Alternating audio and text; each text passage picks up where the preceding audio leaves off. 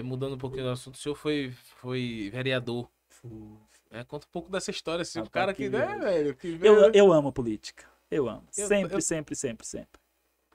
Eu, assim, comecei minha história política em colégio.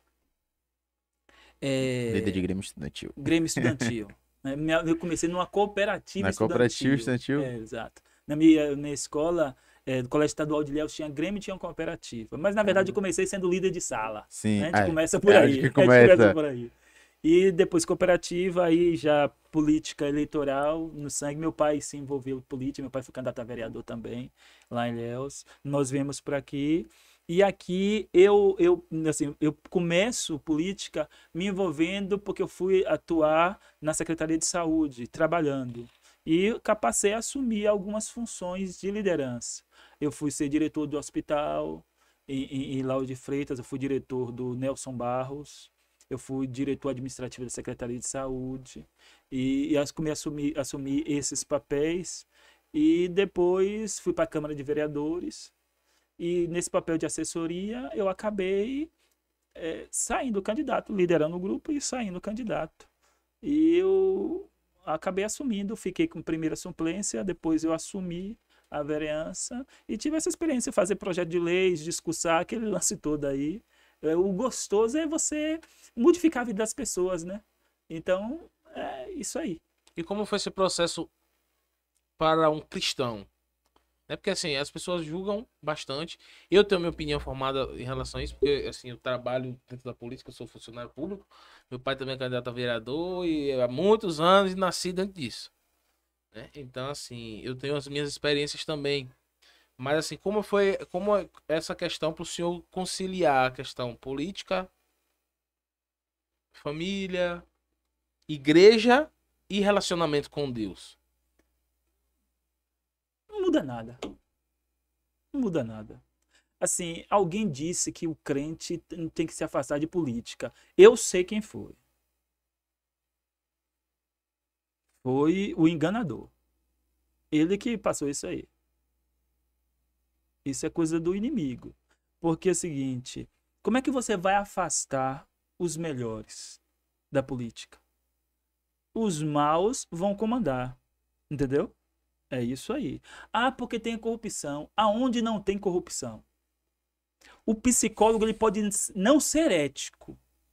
Ele está agindo com corrupção.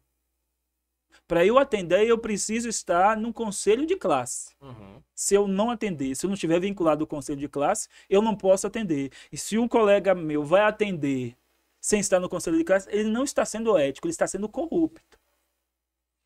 O contador, se ele for ensinar o cliente dele como ele não devolver, não pagar os impostos devidos, ele está sendo um agente de corrupção ali.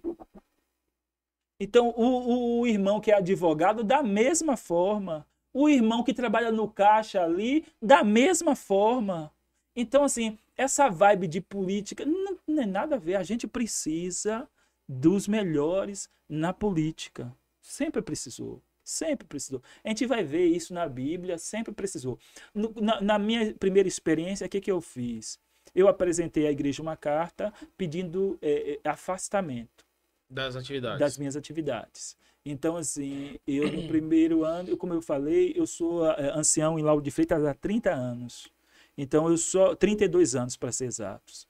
Eu fui candidato já 3 vezes, eu só não fui ancião em 2 anos da política. Esse último ano, a igreja achou que não era necessário eu me afastar. A minha vibe seria a mesma, mas a igreja entendeu, discutiu a liderança dos pastores, não, porque não houve alteração. Meu sábado eu tô sábado na igreja. Uhum. Minha campanha parava nos sábados, Entendeu? Então não tem motivo. Eu tenho uma vida pública, Sim. Eu sou conhecido. Onde eu vou em Lauro de Freitas, eu sou o vereador, alguém me fala, vereador. Eu sou tratado, anunciado em algum evento público como vereador, porque eu ocupei a cadeira. Então eu tenho uma vida pública. Sim. Então, mas antes dessa vida pública, todo cristão tem uma vida pública também. Então eu tenho que viver à altura dos princípios da palavra. Os princípios da palavra estão acima, muito mais acima de qualquer cargo público. Então não tem dificuldade. entendeu? Eu não posso ter duas vidas. Ninguém pode ter duas vidas. Nenhum crente pode ter duas vidas. Tem que ser uma vida só. Então, não tem essa dificuldade, não. A Kátia até trouxe aqui essa mensagem. O que leva a pessoa a tomar atitude sem explicação é o caráter dela, ou não tem um autodomínio de si próprio, mesmo sendo evangélico. É algo que realmente traz essa questão do caráter. Exato. Que a pessoa pode ser pode ser um ancião da igreja, que se o caráter dela não for correto, se envolver com qualquer coisa, literalmente, ela vai se corromper. Foi como, quando ele falou aqui, eu dei até risada, porque foi justamente o que Maicon trouxe quando ele veio aqui. Foi, tipo, quem tem que se envolver realmente são os bons. Não tem o porquê, não tem, crente não pode se envolver em política, porque tem certas coisas que o político faz que o crente...